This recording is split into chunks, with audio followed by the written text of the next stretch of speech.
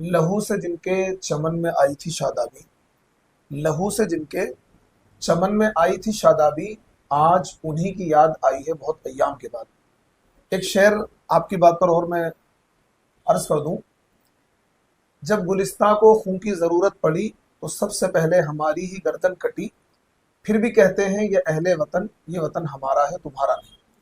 آزادی کے کئی سارے اسٹیپ ہیں اور ان تمام اسٹیپس میں مسلمانوں نے زیادہ تر حصہ لیا ہے۔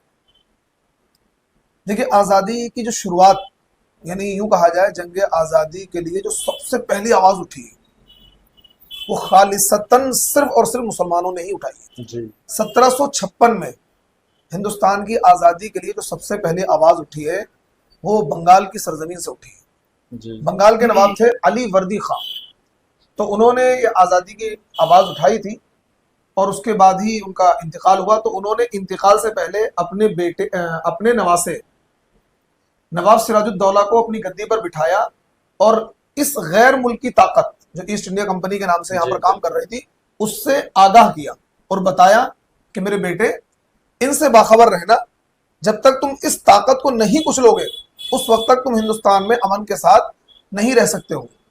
تو نواب سراج الدولہ نے پلاسی کے میدان میں انگریزوں کے خلاف علم بغاوت بلند کیا اور ایک زبردست جنگ ان کے خلاف لڑی اور انگریزوں کو شکست فاش دی۔ تو ہندوستان کی آزادی کی لڑائی کی بنیاد ہی مسلمانوں نے ڈالی ہے۔